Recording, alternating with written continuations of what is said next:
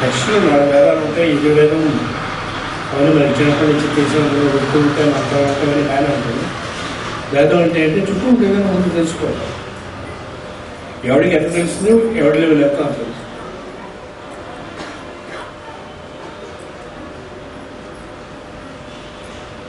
Master ఈకే గారి లాంటి వెలుగు, సివి గారి లాంటి వెలుగులు, రమణ మహర్షి లాంటి వెలుగులు భూమి తిరిగి రాసుకుని పూసుకుని ఉండేటటువంటి కూడా ఉన్నారు. అది గురించి ఎంత తెలుస్తుందంటే వీడి లెవెల్ ఎంత ఉందో అంత తెలుసుకున్నాడు. ఈ వేదం కూడా అంతే. వేదానికి మనకి సంబంధం ఏంటి తెలుసండి? వేదావై అనంత, వేదం అనంతమైన. ఈ అనంతమైనటువంటి వేదం ఒక చెరువులాగా ప్రవాహం కింద వెళ్తూ ఉంటుంది. ఆ వెళ్తుండేటువంటి దాంట్లో నీకు దానికి సంబంధం అంటే నీకు ఎంత దాహం వేస్తుందో అన్ని నీళ్లు మాత్రమే తాగలవు. అలాగే వేదములలో నీకు ఎంత అర్హత ఉందో అంతే పుచ్చుకోవాలి. మన అర్హతను బట్టి ఈ వేదమునందు ఉండేటటువంటి దాన్ని మనం తాగలుగుతాం, తెచ్చుకోగలుగుతాం. దాన్నే బుద్ధుడు ఏమంటారు? అర్హత అని పేరుతో పిలుస్తారు. ఇనిషియేషన్స్ అన్నీ అయిన తర్వాత బుద్ధుడు వాడు ఏమని పిలిచేవాడు? అర్హతుడు. అంటే ఏంటి? తన దగ్గర కూర్చుని నేర్చుకోవడానికి అర్హత వచ్చిన వాడిని అర్హతుడు అని పేరుతో పిలుస్తారు. చారుకుల పుస్తకాలు అర్హతను ఉంటాడు. బుద్ధుడి దగ్గర నేర్చుకోవాలంటే ఎలాగుండేది తెలుసండి? 7 సంవత్సరం చెప్పులు ముందు ఎలాగ నీట్గా సరళంగా నేర్చుకోవాలి. ఇప్పుడు మీరు చెప్పులు వదిలిపెడతారు కదా, ఒక వరుసలో వదిలిపెట్టడం వేరు, తీసేసి దీంతో పాటు గడిచిపోయి ఒక గజిబిజిగా ఉండడం వేరు. ఇందులో ఉండేవాడు కొంతమంది ఆ చెప్పులు జాగ్రత్తగా ఒక వరుసలో పేరుస్తారు. ఈ పైన మనం తిని తాగేసి పడేస్తుంటాం, చూసారా? గ్లాస్ అక్కడ పడేస్తుంటాం. మాట్లాడుతుంటాం, సీరియస్గా ఉన్నప్పుడు ఈ గ్లాస్ కింద పడేస్తాం. కోటేశ్వరరావు గారు నేను అప్పుడప్పుడు నేర్చుకుంటూ ఉంటాను. ఈ గ్లాసు కింద మీరు వదిలేసినటువంటి పవిత్రమైనటువంటి ఎంగిలి కాబట్టి, పరమగురువులు కాబట్టి దాన్ని తీసి ఒక డొక్కులో వేసుకుంటూ ఉంటాం. మనం ఉండే ఎన్విరాన్మెంట్ ఎంత క్లీన్గా ఉంచుకుంటాం అనేది మన అర్హతను బట్టి ఉంటుంది. అదే బుద్ధుడు ఏం చేసేవాడు? 7 సంవత్సరముల పాటు చెప్పుల దగ్గర ఉంచేవాడు. 7 సంవత్సరాలు ఎంత లోపలికి వచ్చాడు. బుద్ధుడి యొక్క సీనియర్ డిసైపుల్స్ లెక్చర్ ఇస్తుంటే వినాలంటే అడగడానికి, క్వశ్చన్ అడగడానికి లేదు. ఇదంతా విన్న తర్వాత 7 ఏళ్ళ పాటు రిట్రీట్ అని ఉండేది. ఒక గదినేది కట్టి అరణ్యం మధ్యలో వదిలేస్తారు. నెంబర్ 2 వెళ్ళడానికి ఒక డొక్కు ఇస్తారు, కన్నబడతారు. ఎప్పటికప్పుడు దాంట్లో నుంచే భోజనం పంపిస్తారు. వాళ్ళ ఇష్టం వచ్చిన భోజనం, ఆకులు, కాయగూరలు ఇలాంటివి ఉంటాయి. 7 ఏళ్ళు కూర్చుని తపస్సు చేయాలి. అప్పుడు వాడికి బుద్ధుడి దగ్గరికి వచ్చి క్వశ్చన్ అడగడానికి అర్హత వస్తుంది. కూడా తెలియదు అర్హత ఆయన దగ్గర వచ్చి అడగడానికి. మామూలుగా కూడా మన దేశంలో మనకు కూడా అలాగే జరుగుతూ ఉంటుంది. తెలియగా ఈ ఆధ్యాత్మిక విద్య నేర్చుకోవాలనేటటువంటి సంకల్పము మీకు ఏదో జన్మలో ఏదో టైంలో కలుగుతుంది. కలిగిన తర్వాత మీ ఇష్టం వచ్చిన ఉండడానికి ముందు ఏం చేస్తారు. అదే 7 ఏళ్ళు మనం చూస్తూ ఉంటాం. ఏం చేస్తాం? కొంత చెప్పి వదిలేస్తాడు. పుస్తకాలు కొన్ని రాసేసిన ఇంట్రడ్యూస్ చేసి వదిలేస్తాడు. 7 ఏళ్ళు మేము వాచ్ చేస్తాం. మీ ఇష్టం చెడుగా ఉండొచ్చు, మీ తల్లిదండ్రులతో మీ ఇష్టం వచ్చిన భార్యాపిల్లలతో మీ ఇష్టం వచ్చిన ఉండవచ్చు. మన దాంట్లో ఎంత సంస్కరింపబడుతున్నారు అనేటటువంటి తను చెప్పినటువంటి విషయాలు బట్టి చూస్తారు. అదైన తర్వాత 7 ఏళ్ళు అయిన తర్వాత తనకు చాలా ప్రియమైనటువంటి శిష్యుల ద్వారా తను కానీ ఇలాంటి యజ్ఞయాగాలను పెట్టి మెల్లిగా కొన్ని విషయాలు చెప్తాడు. వీడు ఎంత ఆచరిస్తాడో ఎంత ఆచరించడం లేదని ఒక ఐడియా చూస్తాడు. అప్పుడు గురువుతో డైరెక్ట్ కాంటాక్ట్ చేస్తారు. ఆ గురువుతో కాంటాక్ట్ రావడాన్ని ఏమని పిలుస్తారు? అర్హత. ఎవరికి ఎంత అర్హత ఉంటుందో అంతే ఈ వేదం గురించి తెలుసుకుంటారు. మీకు ఎంత దాకా వేస్తుందో అన్ని గ్లాసు నీళ్ళు తాగలరు తప్ప నీళ్ళు 3 ఉన్నాయి కాబట్టి నీళ్ళు తాగి వస్తాయి. వేదంతో మనకు ఉండేటటువంటి కనెక్షన్ ఇంత మనం భగవద్గీతలోనే చెప్పాడు. 2వ అధ్యాయంలో ఎక్కడో ఉంటుంది, అది చెప్పుకుని ఉంటాం. మనం ఎక్కడికైనా వెళ్ళినప్పుడు అక్కడి నుంచి ఎంత తెచ్చుకోగలం అనేది అంత ఆహ్లాదం బట్టి ఉంటుంది. ఒక గురువు దగ్గర నుంచి ఎంత తెచ్చుకోగలం అనేది మన ఆహ్లాదం అంత ఉంటుంది. వేదం ఎంత తెచ్చుకుంటుంది. సాధన చేసిన తర్వాత మనకి ఎంత వస్తుంది. వచ్చిన కొందరికి మంత్రం ఒక సంవత్సరం కూడా చేయరు, 6 నెలలు ఉంటాను దాన్ని జపం చేయగానే వాడికి సిద్ధి వచ్చేస్తుంది. కొందరు 30 ఏళ్ళు బట్టి చేస్తున్నారు, సిద్ధి రాదు. అర్హత ఉంటుంది. అందుచేత గారు ఏమన్నారు,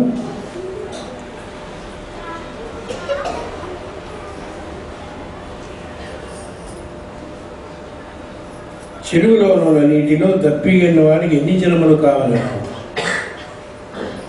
అదే వానికి చెరువుతో గల సంబంధం.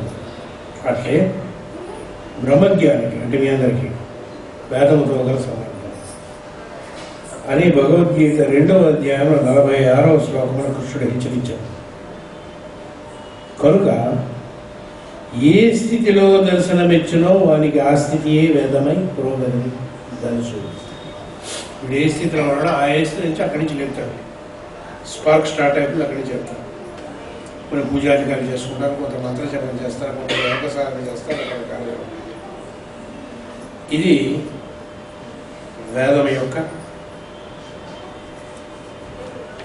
తెలుసుకోవడం అంటే ఏమిటి? సంవేద స వేదవిత్తు అయిన తర్వాత అధశ్చోర్ధ్వం ప్రసుతాస్తస్య శాఖ గుణప్రవృద్ధ విషయప్రవాళ అధశ్చ మూలానుసంతతాని కర్మానుబంధీని మనుష్యలోకే. అధ చ కిందికి, ఊర్ధ్వం పైకి, ప్రస్తుత అంటే వ్యాపించినటువంటి తస్య శాఖా దాని యొక్క కొమ్మలు ఏవైతే ఉన్నాయో గుణ ప్రవృత్త భౌతిక ప్రవృత్తి యొక్క గుణములచే వృద్ధి పొందినటువంటిది. విషయ ప్రవాళ, విషయం అంటే సంస్కృతంలో ఇంద్రియము, ఇంద్రియార్థం. ఇంద్రియార్థం అనేటువంటి చిగురాకు అలా కిందికి మూలాన్ని వీళ్ళు అనుసంధాన్ని వ్యాపించి ఉన్నాయి. కర్మానుబంధి మనుష్యలోకం అంతా కూడా కర్మచే బంధింపబడి ఉంటుంది. దీని మానవలోకం. ఇది 2వ శ్లోకం. ఈ చెట్టు కొమ్మలు కిందకి పైకి కూడా వ్యాపించారు. పైనుంచి ఊడలు అంటారు, కింద దిగి నిలగలుగుతారు. 100 years అయిన తర్వాత చెట్టుకి ఏది మొదలు, ఏది బీనుగు, ఏది ఎండుగో తెలుస్తారు. ఇది సంతోషం. ఊడలు తిరిగిపోయి అక్కడి నుంచి అదే మూలమేమో అనిపిస్తుంది. ఇవి మనకు ఉండేటువంటి గుణాలు ఏవైతే వాటితో బలిష్టంగా అయిపోతుంటాయి. కిందికి గూడలు దిగితే శబ్ద, స్పర్శ, రస, రూప, గంధములుగా మెల్లిగా తెలుస్తుంది. బయటికి పైన ఉండేటటువంటి మూలం ఏదైతే ఉన్నారో కిందకి వ్యాపించుంటే మళ్ళీ కింద మళ్ళీ అది బలంగా ఉంది, మళ్ళీ అది వ్యాపించి ఇది మన మనుష్యలోకంలో చేసేటటువంటి కర్మలకు సంబంధించి అనుసంధానం చేయడం మన గురించి చెప్తారు. దీని సంగతి ఏదో తెలిస్తే కానీ అసలు పురుషోత్తముల దగ్గరికి వెళ్ళిన ముందు దీని సంగతి తెలియదు. కర్మాలు మంది భాస్కర్ ఏమన్నారో చూద్దాం. క్రిందిగా పెరిగిన కొమ్మలు క్రిందికే కాక మూలములకు వ్యాపించేస్తున్నారు. ఊర్ధముగా పెరిగిన వేళ్ళు పైకే కాక దిగువ కొమ్మల మీద కూడా వ్యాపించారు. అనగా వేళ్ళు కొమ్మలు కలిసిపోయి అదుకుని పోయి మాను లభ్యము కాకుండా చేస్తున్నదని పరబ్రహ్మతత్వం యొక్క అంశ సృష్టిలోని స్థూల భూతములకు వ్యాపించినారు. ఆకాశము మిగిలిన 4 భూతములు ఎందుకు కూడా వ్యాపించినారు. అవిను జీవులు కలిసి ఆకాశంలోనే వ్యాపించారు. ఒకదాని ఎందుకు ఇంకొకటి ప్రకృతి ధర్మములుగా అభావం లేదని అర్థం. ఇట్లు ప్రకృతిలోని త్రిగుణములు అసంఖ్యాకములు ఒళ్ళి గమనం. మొట్టమొదటి మానవుడు దిగి వచ్చేటప్పుడు స్పిరిట్, సోల్ అని రెండు చెప్పుకున్నాం. పొద్దున సోల్ గురించి బయలుదేరారు, దానిపైన స్పిరిట్ అనేటువంటిది ఒకటి, దాని గురించి చెప్పుకున్నాను. అక్కడికి వెళ్ళడం కోసమే మన ప్రయత్నం అంతా. పురుషోత్తం అంటే వాడు ఏ జీవి అయినా సరే మొట్టమొదటి సూర్యుని దగ్గర నుంచి ఒక స్పార్క్ దిగి వస్తాడు, చిన్న స్పార్క్. అక్కడి నుంచి వాడి చుట్టూ ఎన్ని మెల్లిగా కొట్టుకోవడం మొదలు పెడతాయి. ఈ జీవి ఆత్మ పేరుతో పిలిచేటటువంటి అంత కథ అవుతుంది. మెయిన్గా వచ్చినటువంటి పరబ్రహ్మ కిందకి దిగి వచ్చింది ఏదైతే ఉంటుందో, ఎప్పుడైతే జీవిగా కొట్టుకుంటూ ఉంటుందో పరబ్రహ్మ యాబ్సెంట్ అయిపోతుంది. మన ఏదో డివైన్ స్పార్క్ ఏదైతే ఉందో మనం ఉండేటటువంటి స్టేజ్లో వాడి గురించి ఆలోచించడానికి సుమారుగా ఒక 2-3 నెలల పాటు, లేకపోతే ఎంత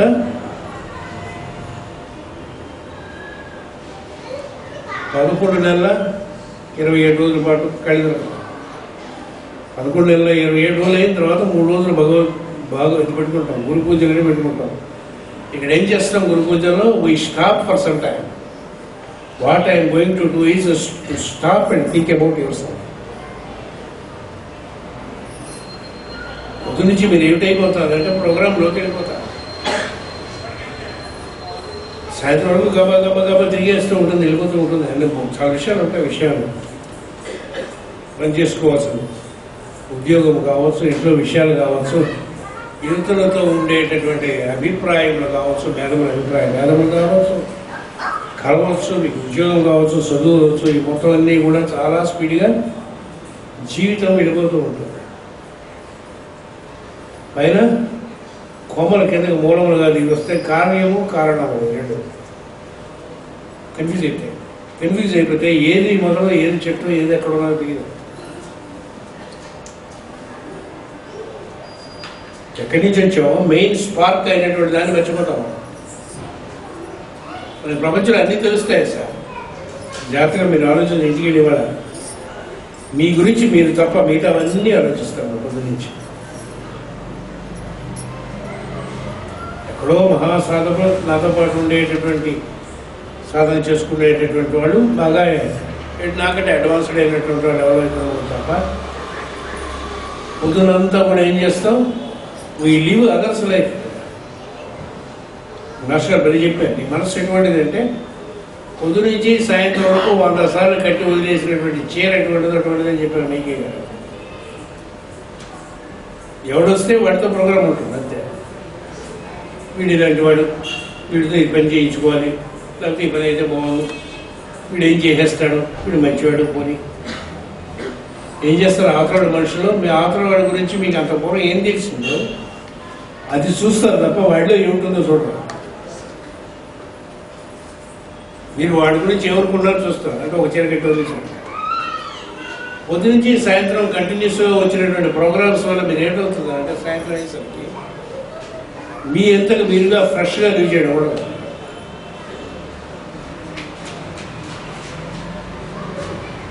అదస్య ఉద్వంచ పుస్తకాస్య శాఖాగుణ ప్రముఖ విషయత్వాల కిందకి కింద నుంచి పైకి అన్ని గడిపి గిజిబిజి అయిపోతుంటే ఒకసారి జీవితం గురించి ఆలోచించండి. ఇప్పుడు ఎలా గురు పూజలకు రాకపోవడం మీరు బతికినటువంటి బతుకులంతా ఒక్కసారి ఆలోచించండి. You can very busy and you had a less time to think about your own self. నేను ఎవరిని, ఎక్కడి నుంచి వచ్చాను, ఎక్కడికి వెళ్తాను, నేను అన్నది ఎవరు? రోజు నేను అనిపించేస్తాను కదా. నేను ఎక్కడ ఉంటుంది? ఎన్నోసార్లు చెప్తుంటా. నేను నీ లెక్కని, నేను అని కానీ ఉండదు. ఎక్కడికి వెళ్తుంది చెయ్యి నేనంటే ఎవరికైనా ఎక్కడికి వెళ్తుంది. ఏదో ఉంది, ఏదో విషయం ఉంది అక్కడ. ఆ నేను గురించి అంతసేపు ఆలోచించాను ఈ 11 నెలల్లో. టైం కష్టం. రోజు ధ్యానం చేసిన తర్వాత ఆయన చెప్పినట్టు, కృష్ణుడు చెప్పినట్టుగా గాలి పెంచడం వదలడం లేదో చేసేదని చేసిన వాళ్ళు ఎవరికైనా మహాసాధకులు ఎవరికైనా ఒకసారి ఏమైనా టచ్ చేసి తప్ప మోస్ట్ ఆఫ్ ఇట్ చాలా బిజీగా బతికేస్తారు. దేవుడు కోరడంతో సరిపోతున్నాడు టైం. అబ్బాయి ఇంటర్మీడియట్ అయిపోయింది, ఎంసెట్లో సీట్ రావు. ఎంసెట్ అప్లికేషన్ ఆంజనేయ స్వామికి హోమాలు చేసిన వాళ్ళు 3 మంది ఉంటారు. ఈ కొంతమంది వస్తుంటారు, రాజవారం నా దగ్గరకు వస్తున్నారు, నష్టం చేస్తున్నారు. నా జీవితం రాసేవాడి ఇల్లు కొట్టుకోవడం. పరమాత్మను చూడాలని ఉన్నది, కృష్ణుని చూడాలని అంటే సంతోషం. ఇల్లు కొట్టుకోవడం అదే వాడు ఆశేవాడు. అది అయిన తర్వాత కరెక్ట్గా కొట్టుకుంటాడు, కట్టిన తర్వాత వస్తాడు. ఒక ఆయన పుస్తకం వేసుకుంటే నా జీవితం ధన్యవాదం, వేసుకున్న తర్వాత 2 నెలలు పోయింది అయిపోయింది. అలా అంతే, ఎవరు పడితే వాడు పుస్తకాలు ప్రింట్ చేసి సార్. జీవితంలో దేనికోసం బతుకుతాం, ఎలా వెళ్తున్నాం, ఏం వెళ్తున్నాం అనేటువంటి ఆలోచించడానికి టైం లేదు అసలు. ఈ ఆత్మ అనేటటువంటి ఆత్మ నుంచి పైకి వెళ్ళేటటువంటి సంస్కారాలు ఏమైనా ఉన్నాయా? ఎక్కడి నుంచి మనం వచ్చాం, ఇక్కడ ఈ దేహము ఇంద్రియములు ఇవన్నీ పట్టుకుని ఉన్నాయి కదా అని ఆలోచించేటటువంటి విషయం కొంచెం తక్కువ ఉంటుంది. చూడండి అసలు ఏం చెప్పారు. మానవుల యందు కూడా మనోబుద్ధి అహంకారాది మూలశక్తులు దేహేంద్రియ రక్షణాది స్థితులకు కర్మాచరణకు ఫలితములు అనేది చూస్తున్నాయి. ఈ ఫలితములు కర్మలుగా శాఖలై ఫలితముల రూపం వల్ల మనోబుద్ధి అహంకారంలో సంకల్పము ప్రేరేపిస్తున్నాయి. దీనివల్ల అవి వారి వల్ల ఇవి తెలుసుకునే అనిపిస్తుంది. ఒక సంకల్పం బాహ్య విషయం ప్రవర్తిస్తున్న ఇంద్రియముల మూలం మనసులో ఇది దేహం ఆచరణ రూపం దాల్చు. ఇది ఎంతయో త్రిగుణముల వల్ల శాఖలు ఉపశాఖలై ప్రవర్తిస్తుంది. దానివల్ల మనస్సు మున్నగు వేళ్లతో కర్మలతో ఫలితములతో బంధించుకోవాలి. ఇది వేళ్లు కిందకి విధానం. ఈ సంకల్పముల యొక్క కర్మల యొక్క గజిబిజియే మనుష్యలోకమైన కర్మ బాగా ప్రవర్తన అవుతుంది. ఏదో చేస్తాం అనుకుంటాం, మన కర్మలు మనల్ని బంధించి మన పనులు చేస్తాం. చెప్తూ ఉంటాను, నా క్లాసులోకి వచ్చాడు కొంతమంది క్వశ్చన్ అడుగుతూ ఉంటాం, మాకు బంధాలు ఏమంటే దీనికి అన్నీ అతీతమైనవి. ఇప్పుడు ఈ క్షణంలో మీ గుణం సమస్తం వదిలేసి నాతో వచ్చాడని ఇప్పుడు నేను అడిగితే మీరు ఎంతమంది ప్రిపేర్ అయ్యి ఉన్నారు? 1-2 గంటలు ఉండాలి. కార్యక్రమంలో వాళ్ళు వదిలేసి వచ్చారు, చేయించాడు కానీ వాళ్ళు ఆవిడ కంటే స్మూతి.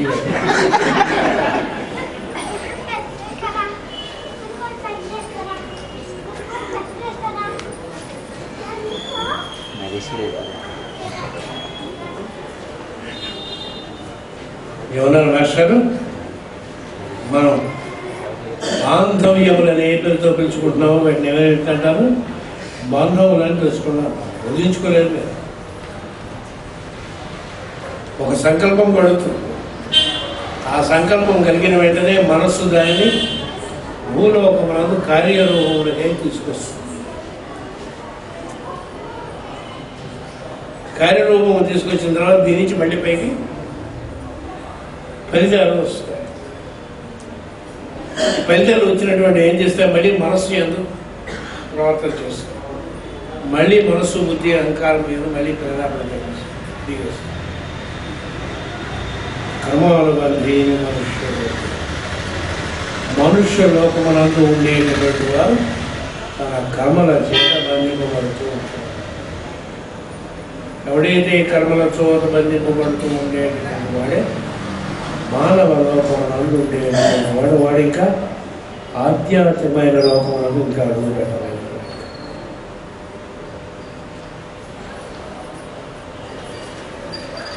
అది కింద లోకంలో ఉండేటటువంటి ఇల్లు రక్షణ ఇవైనా కావచ్చు, ఆధ్యాత్మిక లోకంలో ఉండేటువంటి సిద్ధులు ఇటువంటి కోరికలైనా కావచ్చు, భగవంతుడు దేవతల యొక్క దర్శనం కోరికలు కావచ్చు, ఏమైనా కోరికలే.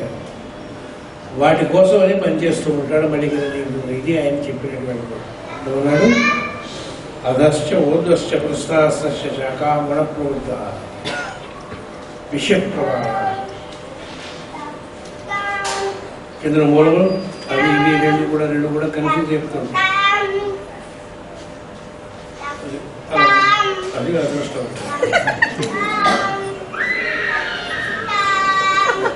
ఏం పడదేమో కాదు, బ్రహ్మాండం. ఇందు వృక్షమనందు చెప్పబడిన మరికొన్ని అంశములు కూడా అనుసంధము చేసుకున్నచో రూపకర్మ పూర్తి ప్రధాన విషయం అలంకార మూలక వస్తు దర్శనమించారు. భగవంతుడు ఎప్పుడూ వాచ్య స్వరూపమైన సృష్టికి వ్యంగ్య స్వరూపుడుగా విత్తనము సంస్కారము లేక వాసన, దాని నుండి వేరు సంకర్మముగా సాగు, దాని నుండి కొమ్మలు కర్మలు దిగవచ్చు, దాని నుండి పువ్వులు ఇంద్రియాదులు కర్మవాసనగా, వారి కర్మలు కర్మఫలములుగా విపాకం. ఈ ఫలం మరి యొక్క కర్మసంగమకు వాసనయే చెట్టు యొక్క రెండవ తరం ఉత్పత్తి కలిగించింది. ఇట్లు బీజము నుండి అంకురము, మూలము, శాఖలు, పుష్పములు, ఫలములు అనే మార్గం మరలా బీజము వృక్షం యొక్క అస్తిత్వము కాల విపాక మండలావృతిగా తెలుసు.